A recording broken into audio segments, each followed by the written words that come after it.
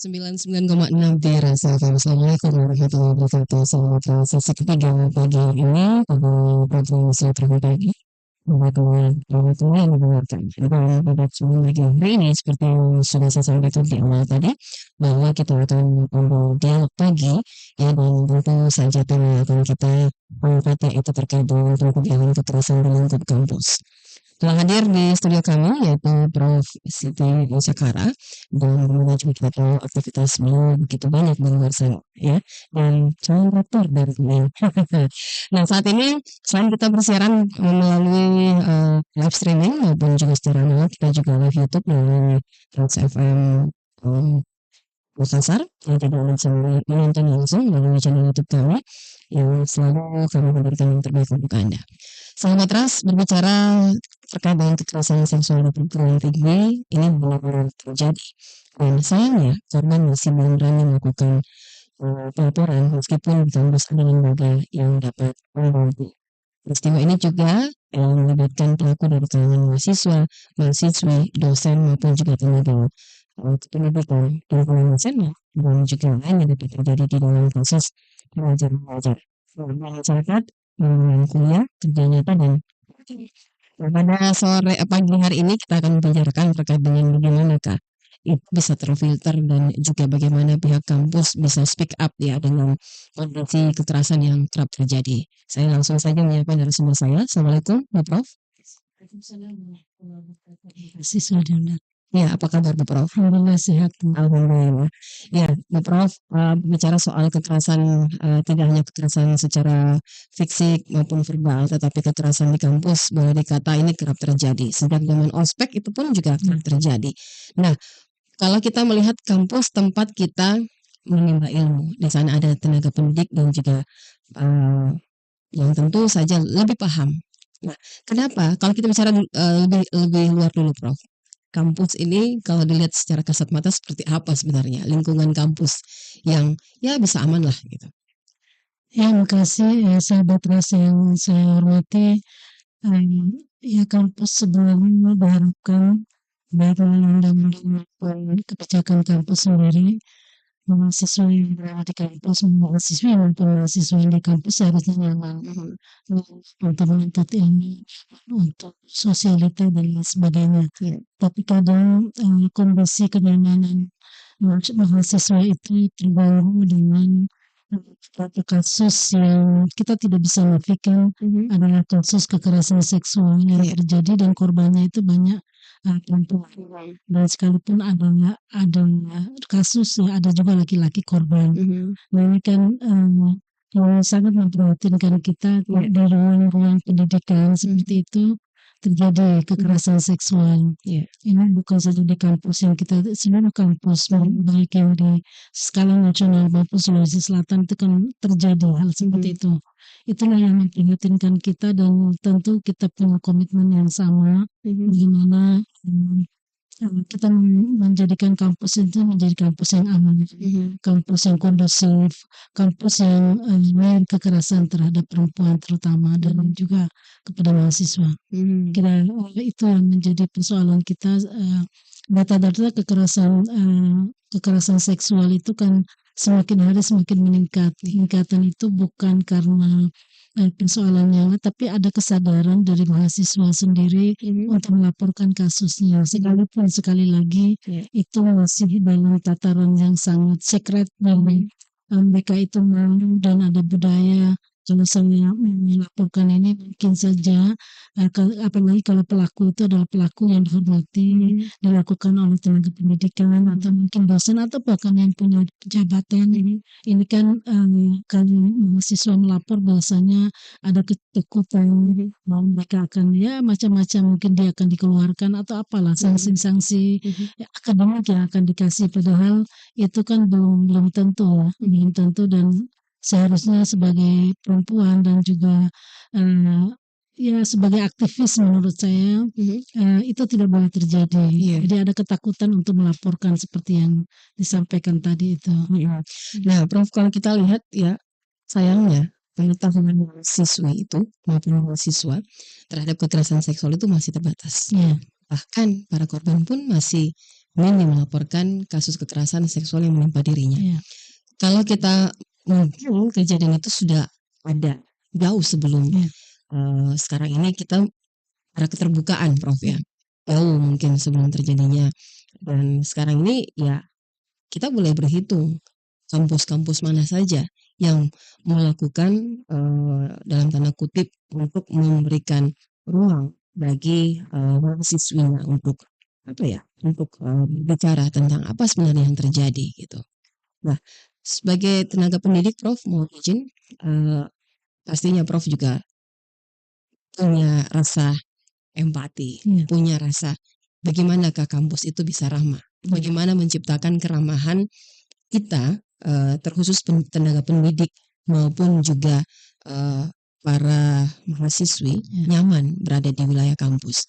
Saya pikir Prof juga selama ini sering menyampaikan terkait dengan perempuan dan fokus kepada perempuan dan anak. Ya, silakan Prof. Ya, saya kira keprihatinan sekaligus sebenarnya kampus, kalau khususnya UI adalah UDN dan juga kampus-kampus perguruan tinggi keagamaan di bawah Kementerian Agama itu punya kebijakan dan juga diikuti juga oleh Kemendiknas. Kita itu punya ruang khusus UIT unit layanan terpadu. Itu kalau di UI adalah UDN namanya, itu di sektor pusat studi gender dan anak. Yang pernah saya menjadi ketua pusat itu selama 2 periode. Ini kan layanan ini secara masif mereka kampanyekan, diseminasikan bahwa ini ada ruang-ruang yang nyaman, yang sangat secret untuk dilaporkan kasus kalau mahasiswa UIN itu menjadi korban kekerasan seksual atau menyaksikan atau melihat temannya menjadi korban. Sebenarnya ruang-ruang itu sudah ada dan ya alhamdulillah kecenderungan berdasarkan beberapa mahasiswa juga yang menyampaikan kepada saya bahwa ruang itu bagus dan mahasiswa melakukan penelitian terkait eksistensi layanan itu adalah upaya yang kondusif, yang konstruktif, tentu yang visible yang bisa disediakan oleh kampus dalam rangka itu. Jadi mahasiswa tidak perlu takut dan ragu bahwa dia akan dikorbankan kalau melaporkan dia sebagai korban atau menyaksikan orang temannya melakukan kekerasan atau korban kekerasan. Sebenarnya tidak perlu. Kampus sudah sangat welcome gitu, terbuka dan merahasiakan kasus-kasus itu. Jadi prinsipnya adalah biasanya istilah kita itu adalah yang pro kepada korban. Korban betul-betul dilindungi, tidak disalahkan sebagaimana klaim yang selama ini kalau ada korban kekerasan terutama perempuan biasanya yang disalahkan adalah korban. Nah, ini kita tidak melakukan prinsip-prinsip itu, kita betul-betul support dia dan merahasiakan, dan bahkan ada kasus yang kita tangani sudah lama sebenarnya itu ya sekalipun trauma terjadi pada mahasiswa kita, tapi alhamdulillah kampus itu sangat support terhadap pelaporan-pelaporan seperti itu dan tidak perlu takut. Jadi bukan zamannya lagi kita untuk tidak speak up terkait dengan hal-hal tersebut dan bukan hal yang tabu.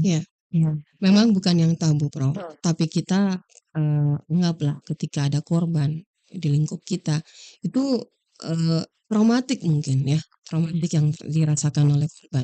Tetapi di satu sisi dia ingin berbicara, tapi ada ketakutan dan rasa malu itu. Nah, memang betul seperti yang dikatakan Prof bahwa kita akan mendampingi dan kita juga mensupport memberikan support terkhusus kepada korban. Tetapi ketika pelaku itu berada di tingkatan tinggi ini akan menjadi salah satu tarik ulur pastinya Prof. Dan itu pernah terjadi di salah satu kampus di sini juga. Dan itu menjadi di satu sisi takut kampusnya tercoreng, di satu sisi melibatkan pastinya akan tersorot gitu. Nah, ini akan menjadi pelajaran sebenarnya Prof. Bagaimana mengantisipasi hal itu? Kalau, kita sebenarnya di kampus khususnya UIN saya tahu persis dengan kepala PSGA-nya sekarang. Ya. Beliau sangat, tegas untuk itu dan kita tidak perlu takut. Kita tidak perlu takut pasti ada konflik of interest, tapi karena, keberanian untuk mendampingi korban Ya. dan kita tidak toleran terhadap hal itu. Dan itu Kementerian Agama sangat mensupport. Kalau misalnya kita ada laporkan Kementerian Agama ketidakbecusan itu, direspon dengan baik. Jadi, pernah ada kasus 7 kita yang tangani itu, ada, ingin negosiasi dari pusat misal atau dari orang-orang tinggi, tapi dengan komitmen itu insya Allah tidak berpengaruh gitu. Jadi keberanian yang sangat luar biasa, bukan persoalan siapa, kebetulan pada saat itu mungkin orang-orang yang punya pengaruh yang menjadi pelaku. Tapi bagaimana kalau suatu saat anak kita yang jadi korban, keluarga kita yang jadi korban, dan keluarga kita itu misalnya adalah keluarga pejabat sendiri. Jadi kita refleksi aja bahwa jangan kita menganggap bahwa orang lain yang bukan keluarga kita, inti kita yang merasakan atau menjadi korban kita langsung cuek dan tidak support terhadap itu. Saya kira tidak ada ketakutan dalam konteks, ya tentu kita dengan cara persuasif. Persuasif bagaimana meyakinkan bahwa tidak akan terjadi hal seperti itu lagi. Jadi tidak usah kita takut bahwa ini kan ada konflik of interest dengan pelaku. Sepanjang ini bisa terselesaikan dengan baik. Tapi kebetulan kalau di kampus kami belum ada sih pelakunya itu yang memang pejabat itu ya. Belum ada, tapi ya yang baru mahasiswa dan juga dosen yang belum punya jabatan yang bergengsi, posisinya sangat kuat. Iya. Nah, Prof, apakah ada pergeseran sebenarnya kalau kita lihat pergeseran dunia kampus sekarang ini? Ya, kalau kita lihat kan kampus itu menjadi wadah untuk kita, untuk orang-orang mendapatkan ilmu, apalagi di dalamnya orang yang berilmu, punya pendidikan yang bagus pastinya. Tetapi ya itu lagi, ada yang kita sayangkan, ada yang bisa terjadi, ada gap yang bisa dirasakan. Contoh ya, ketika apalagi ini mahasiswa baru itu mereka merasa bahwa saya mau dapat nilai bagus. Jadi adalah bargaining juga. Tetapi mahasiswa juga merasa bahwa kalau saya tidak berbicara, ya akan apa jadinya? Mungkin akan ada korban-korban lain.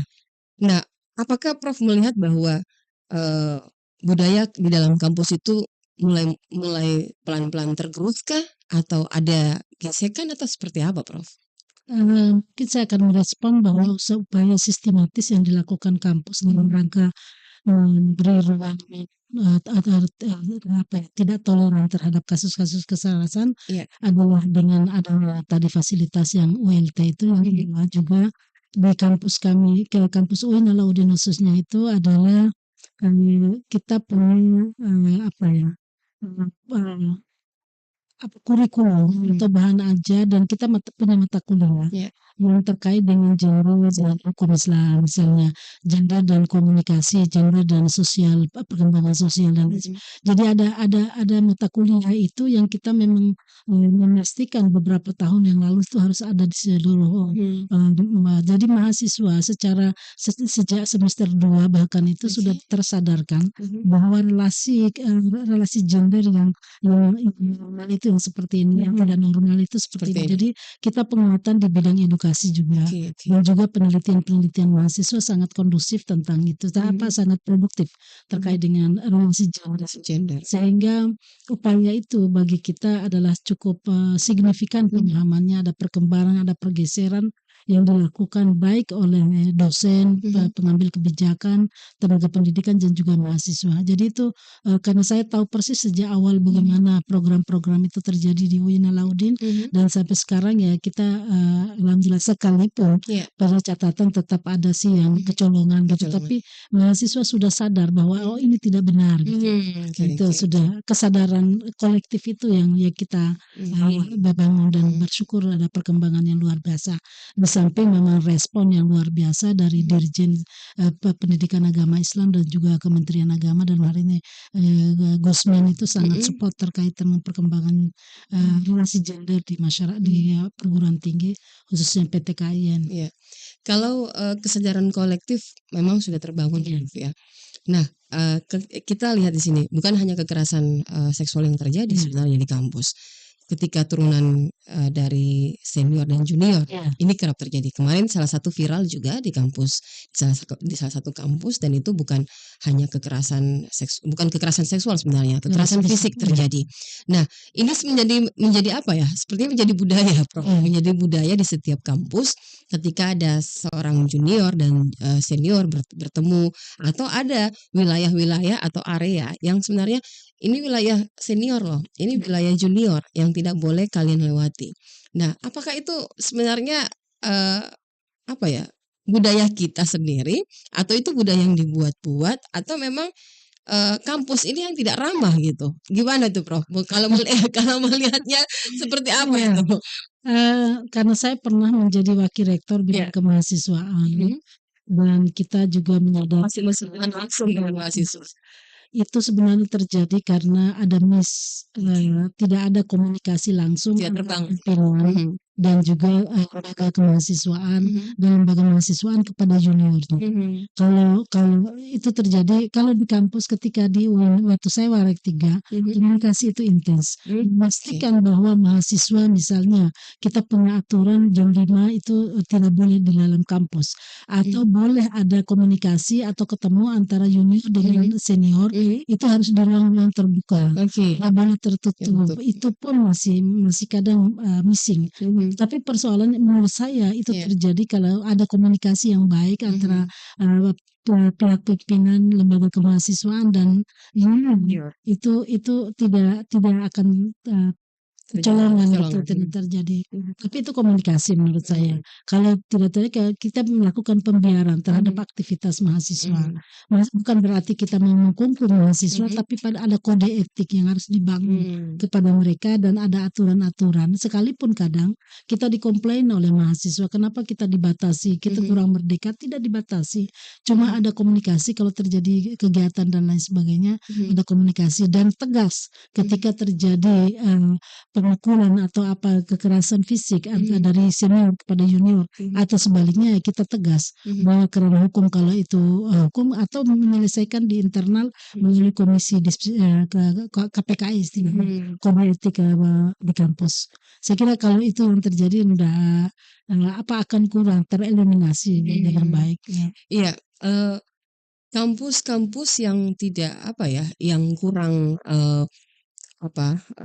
kurang adanya komunikasi lah menurut saya.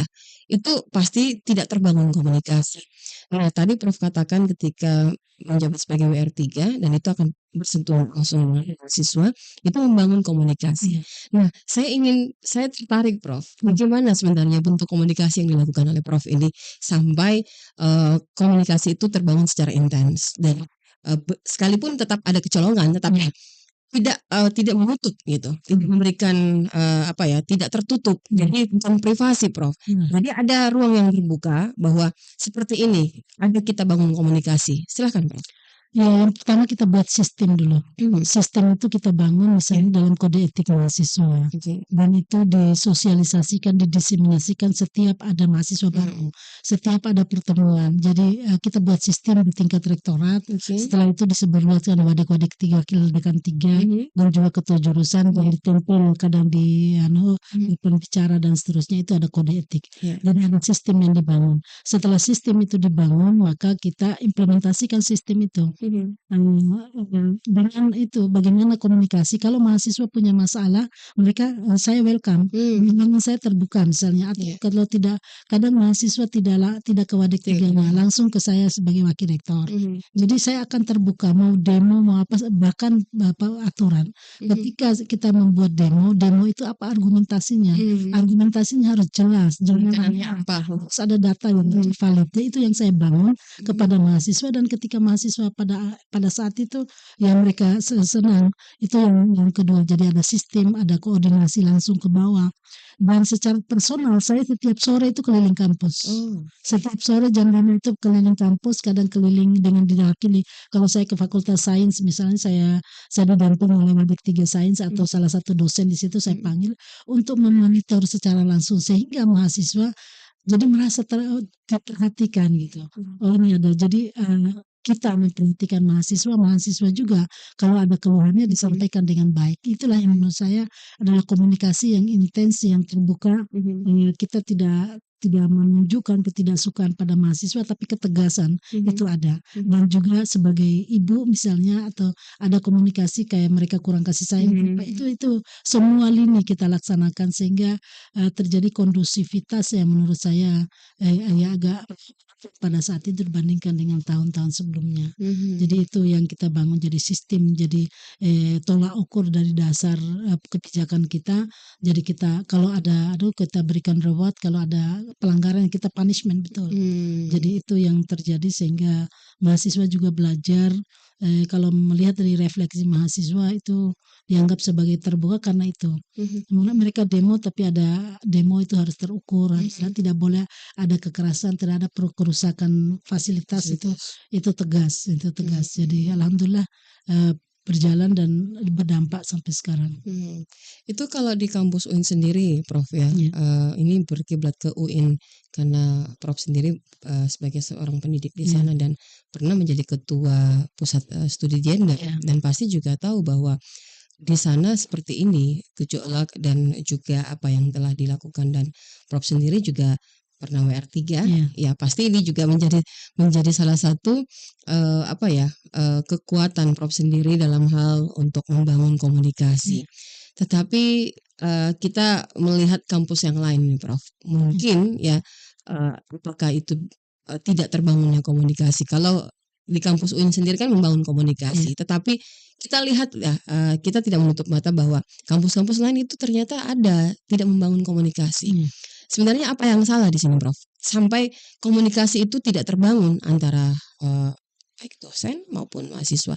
Apakah tataran di atas yang tidak memberikan ruang terbuka atau mahasiswa yang ingin terbuka tetapi ada batasan sampai kesannya tertutup gitu, Prof. Nah, ini sebagai kacamata sebagai seorang pendidik dan dosen, Prof, itu melihatnya seperti apa sebenarnya kampus-kampus sekarang ini yang ada di tidak usah jauh-jauh lah di Kota Makassar sendiri, Prof. Silahkan. Saya menduga bahwa itulah komunikasi mereka mungkin terbangun tapi tidak memastikan komunikasi itu sampai atau tidak. Oke. Ya, apa yang kita inginkan itu tersampaikan atau tidak, terserap dengan baik nggak oleh mereka. Dan jangan one way saja, maksudnya dari top down, tapi bottom up juga itu perlu. Jadi memastikan, misalnya kalau kita memastikan kenapa terjadi misalnya tawuran di mana-mana itu kan bukan persoalan saat ke kampus di Makassar saya, tapi kan itu seolah-olah menjadi tren itu ya. Tren itu bisa di manage atau bisa diminimalisir dengan yaitu komunikasi, memastikan bahwa tersampaikan nggak kepada mahasiswa tentang itu. Jangan-jangan kita yang menyampaikan tapi hanya di level menengah saja, tidak ke bawah, tidak di grassroots mahasiswa. Ya, bagaimana cara memverifikasinya ya? Kumpulkan saja mahasiswa yang acak gitu ya, paham enggak dengan rekomendasi ada misalnya ada aturan yang kita buat, paham enggak masyarakat di bawah itu.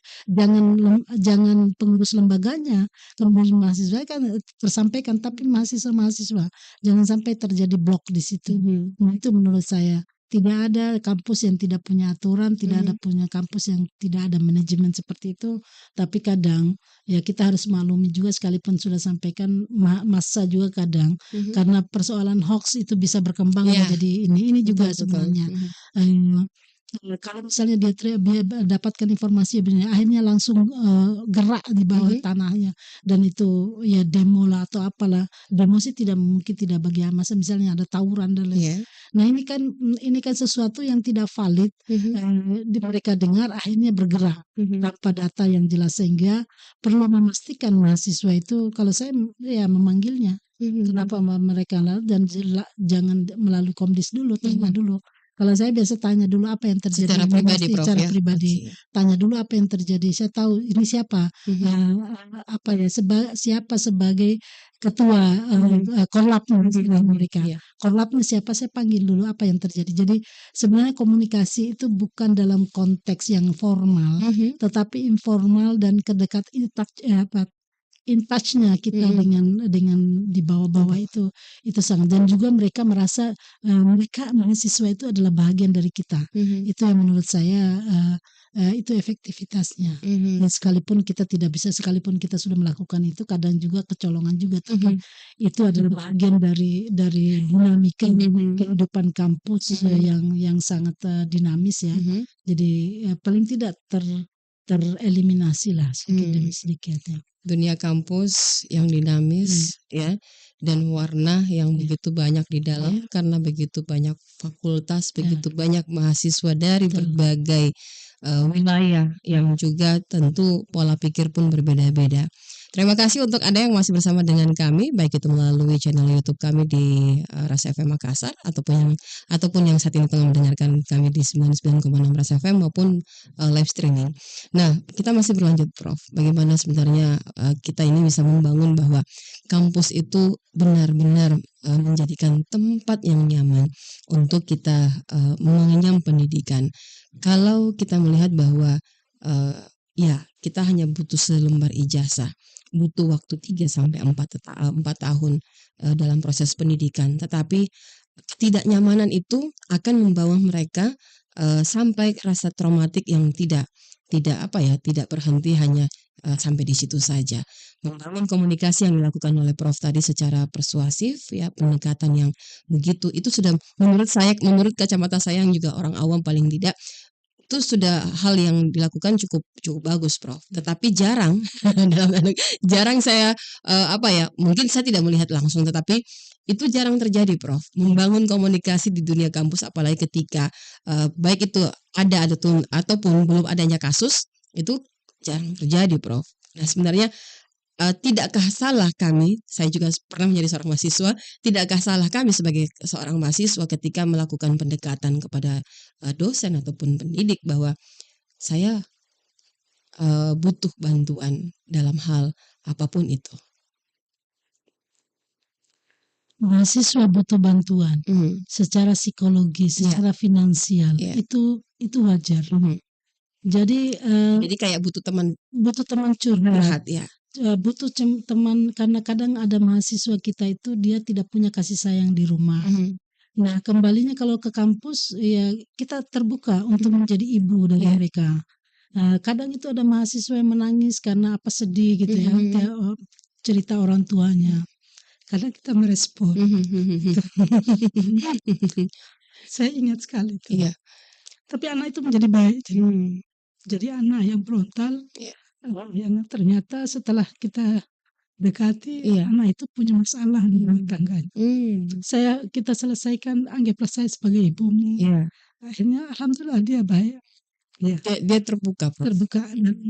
Kadang anak-anak yang keras kepala untuk dekat dengan aturan misalnya gitu.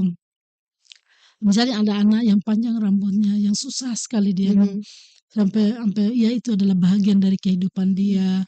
Akhirnya saya dekati, ya Bu, ya Bunda gitu. Ya kapan, oke lah janji pada saya kapan kamu bisa potong rambutnya. Ya Bunda sampai gini. Akhirnya anak itu menjadi dan sekarang menjadi orang yang luar biasa di masyarakat.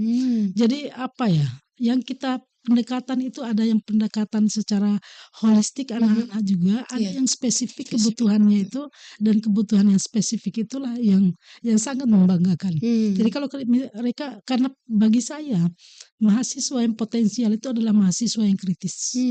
Dan tidak semua mahasiswa yang kritis itu ya mungkin di dalam kampus dia banyak sekali tingkahnya, tapi kalau dia sudah selesai itu akan menjadi orang masyarakat dan itu sangat banyak terbuktinya. Itu satu. Jadi segi psikologi kita harus merespon mereka. Iya.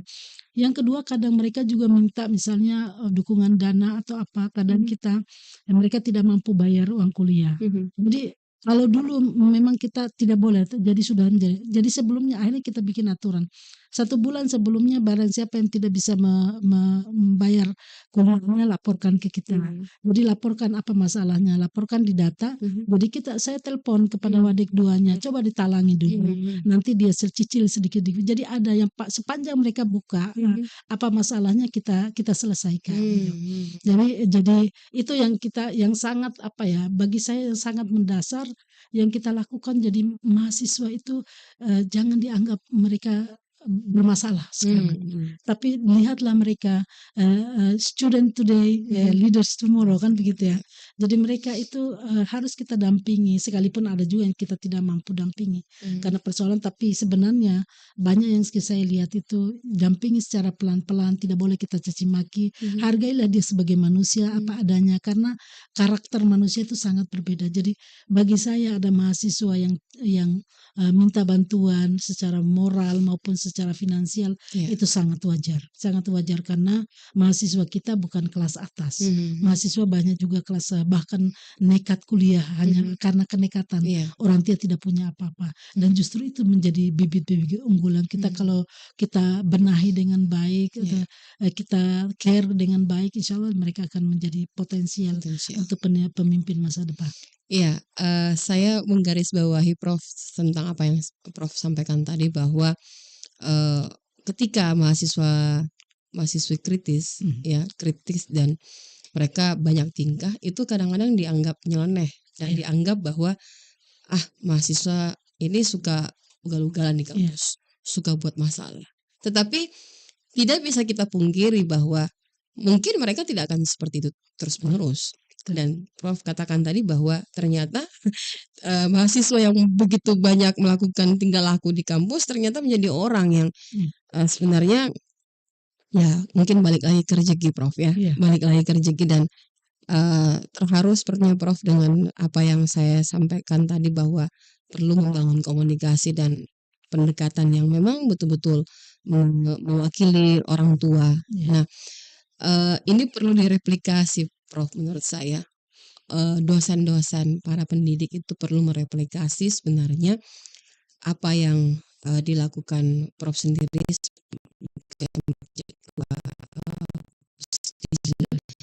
pasti banyak menggeluti di kampus sendiri, karena tadi juga di kampus juga sudah membuka mata kuliah studi gender ya, Prof. Itu alasan kenapa sampai adanya studi itu, Prof? Alasannya mungkin 2 ya. Alasan yang pertama menganggap bahwa relasi gender itu lebih diprioritaskan pada teman-teman laki-laki, dan perempuan itu adalah secondary saja. Nah, kalau laki-laki dilihat sebagai prioritas dan perempuan itu adalah kelas 2, maka yang terjadi adalah superioritas dan inferioritas. Nah, padahal di dalam Islam sendiri tidak terjadi superioritas dan inferioritas itu. Bahkan kadang masyarakat kita membawa atas nama Al-Quran dan hadis yang terkait untuk menunjukkan superioritas dan inferioritas itu. Nah, merasa terpanggil untuk bahwa terjadi kesetaraan dalam Islam.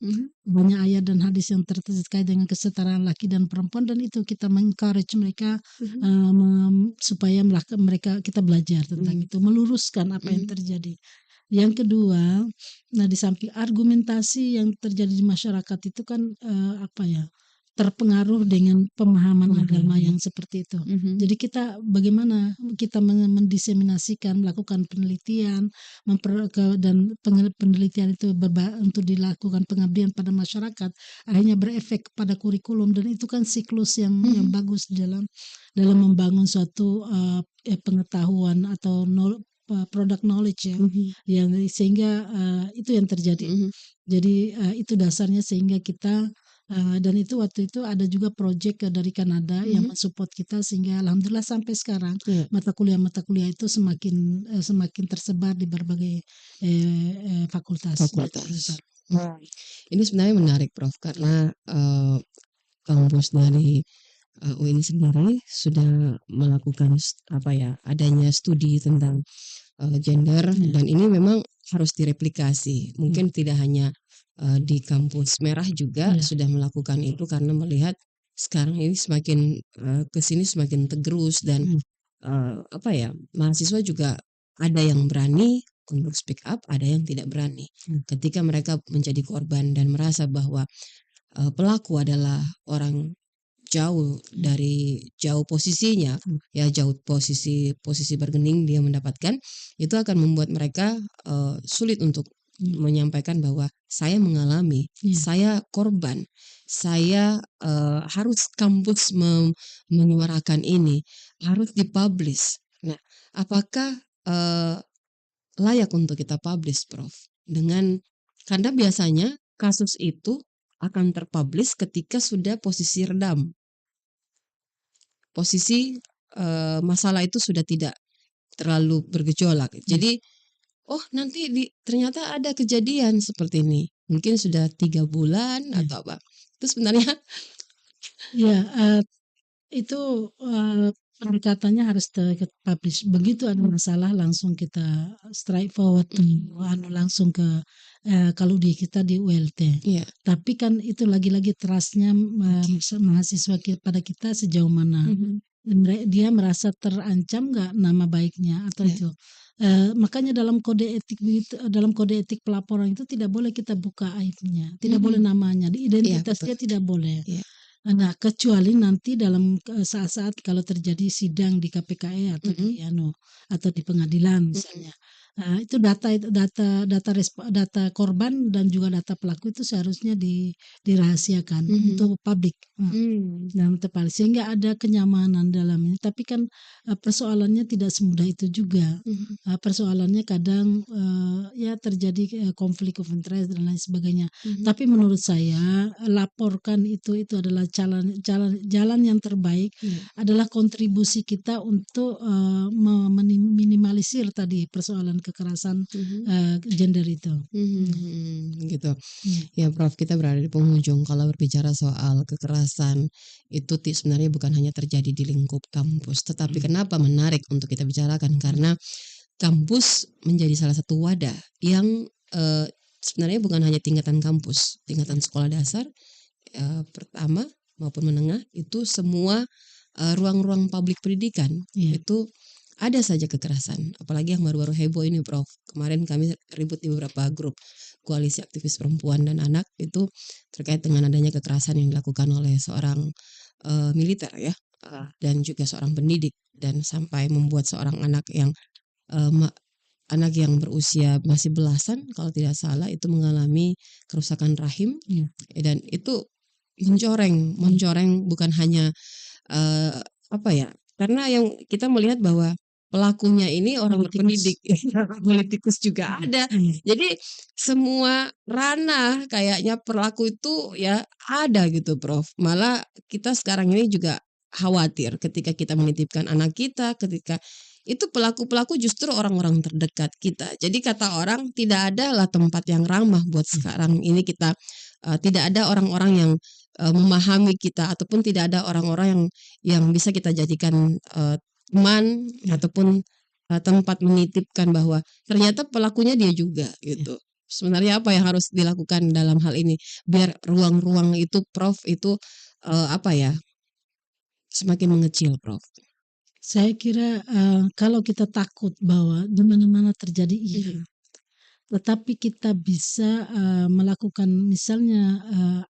misalnya kalau di lembaga pendidikan ngajilah, guru ngajilah, mhm, itu kan juga tidak tidak, zero kekerasan. betul, Karena ketika, misalnya ruang mengaji itu tidak diperbolehkan untuk sekalipun kelihatan ulama sekali, tawadhu sekali gurunya atau Iya. ustadznya atau ustazahnya, Mhm. tapi kan biasa banyak pelakunya adalah laki-laki, ustadznya lah. Mhm. Itu tidak boleh di ruang-ruang tertutup, harus ruang terbuka dan Mhm. kita tidak boleh terlalu hormat, Mhm.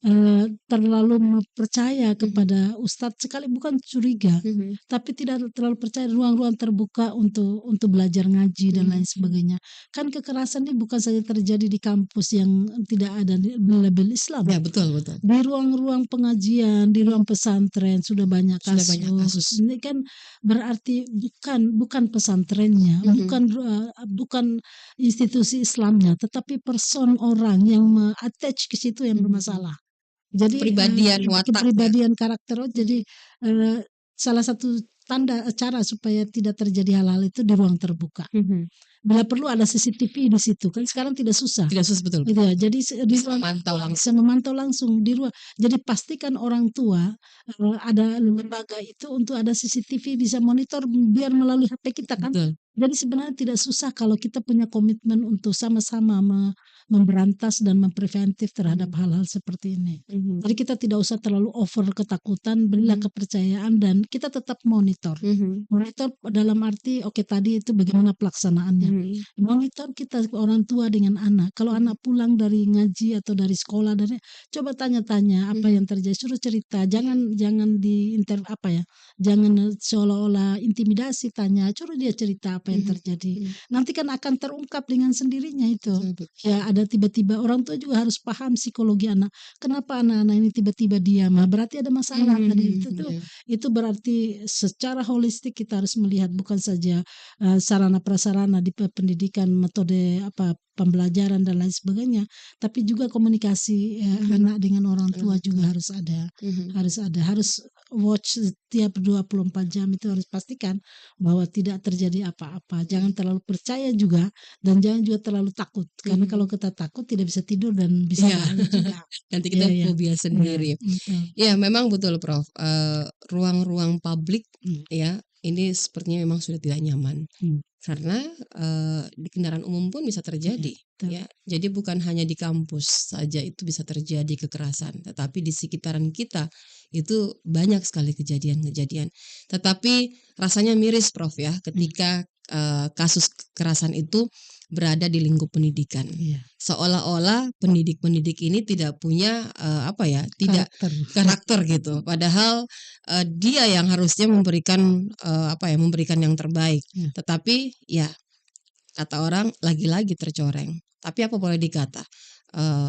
Pihak kampus, pihak sekolah, pihak pendidik terus melakukan upaya, melakukan sosialisasi, membangun komunikasi agar tidak terjadi trust di situ. Ya, ini perlu diapresiasi ya apa yang kampus UIN sudah lakukan selama ini membangun komunikasi dan ya kita berharap bahwa apa yang Prof tengah lakukan ya yang sudah Prof tanamkan ketika masih menjadi WR3 dan ketua pusat studi gender di sana itu bisa terreplikasi Prof dan sampai sekarang ini mudah-mudahan kampus UIN ini terus bisa memberikan yang terbaik ya agar sekalipun ada saja lubang yang harus tertutup tetapi tidak selamanya akan lurus-lurus saja karena kata orang manusia itu tidak ada yang lurus-lurus saja, pasti ada yang berbelok juga.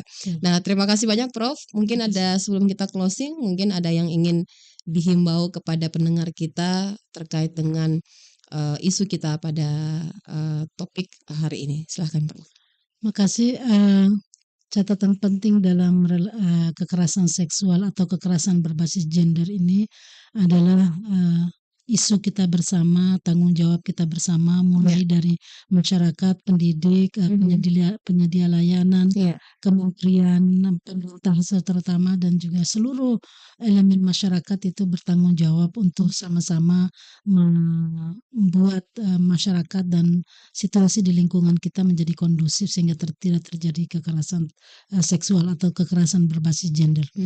Ada beberapa hal yang kita bisa lakukan. Yang pertama perkuat itu instansi, Iya. yang kedua perkuat kerjasamanya, dan yang lupa saya catat tadi adalah perkuat kesadaran personal dari perempuan terutama sebagai korban kekerasan, bahwa dia harus berani mengatakan tidak dan melapor kalau terjadi kekerasan atau melihat kekerasan itu terjadi pada orang lain.